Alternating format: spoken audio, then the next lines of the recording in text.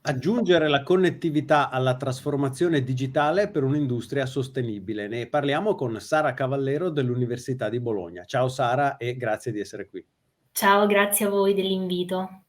Intuisco dal titolo della challenge che questa challenge sia dedicata all'impatto che hanno appunto le telecomunicazioni nel mondo, prima di tutto energetico, no? Cioè penso ai grandi flussi di dati prodotti anche da servizi, mi viene in mente lo streaming video di videogiochi, che inevitabilmente tra trasporto del dato e server farm consumano molta energia, è così? Sì, esatto. Diciamo che, questa challenge, prevede 3 parole chiave principali. La prima è quella della trasformazione digitale, quindi si riferisce all'utilizzo di tecnologie digitali in ambito industriale per poter migliorare la produttività. Tecnologie digitali possono essere ad esempio l'intelligenza artificiale, l'internet delle cose, oggi se ne parla tantissimo. E la seconda parola chiave è la connettività, una connettività che può essere fisica, ma soprattutto wireless. Oggi si punta molto alla connettività wireless e l'obiettivo è quello di garantire una comunicazione continua, senza interruzioni, per realizzare uno scambio di dati in tempo reale sempre più efficiente.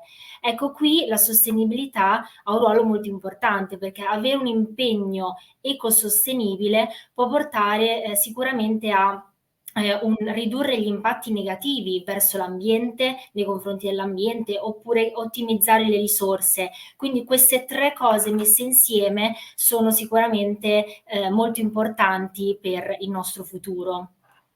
E immagino che serva una progettazione fin dal primo momento per diminuire, l'impatto, di un sistema di telecomunicazione, è così? Sì, assolutamente. E diciamo che al giorno d'oggi, si è molto orientati a ottenere soluzioni che sono sempre più performanti, quindi ci si occupa e ci si impegna magari poco verso il rispetto dell'ambiente, però la ricerca sta facendo moltissimi progressi, sta cercando di sviluppare nuovi materiali, nuove tecnologie che possano essere sempre più green, diciamo, perché, chiaramente l'obiettivo è quello di arrivare ad una soluzione che sia sia ecosostenibile, ma che riesca a garantire elevate, performance.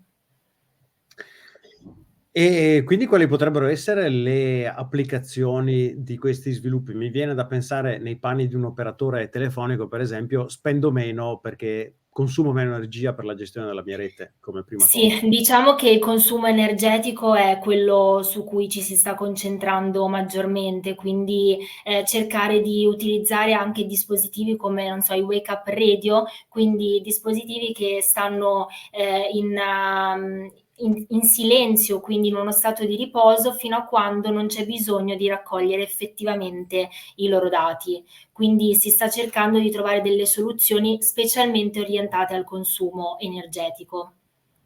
E pensi che poi questi vantaggi per l'operatore, questo risparmio che si manifesterebbe per l'operatore in qualche modo possa, trasferirsi al cliente finale in qualche modo? Ci sarebbe qualche vantaggio per chi poi alla rete si collega come ultimo utente? Ma, sicuramente sì. Diciamo che, a ad oggi, non so dare in realtà una risposta a questa domanda, onestamente, nel senso che, ad oggi il problema secondo me è molto a monte, quindi ancora mancano, effettivamente delle soluzioni che possano essere ecosostenibili, quindi dire quale sarà il vantaggio per l'operatore sinceramente ad oggi non lo so. Chiarissimo, quindi intanto vediamo sviluppiamo la soluzione, sappiamo Esatto, come applicarla e poi capiamo quali vantaggi esatto. oltre a quello ambientale che diciamo è il primo. E in particolare di cosa ti occupi nella tua ricerca? Io, sono una dottoranda al terzo anno e mi sto occupando di comunicazioni wireless in ambito 5G e 6G per applicazioni industriali e fino a poco tempo fa, mi occupavo di realizzare protocolli di accesso al canale e ottimizzazione delle risorse per la realizzazione di una comunicazione a bassa latenza ed elevata affidabilità e il mio obiettivo primario era quello di soddisfare tutti questi requirement sempre più stringenti per una comunicazione 5G e 6G. Adesso nell'ultimo periodo sto iniziando a concentrarmi anche sulla valutazione del consumo energetico dei dispositivi, quindi sto iniziando a vedere effettivamente questi dispositivi quanto consumano e se ci possono essere delle soluzioni che siano efficienti ma che garantiscano anche un'elevata efficienza energetica.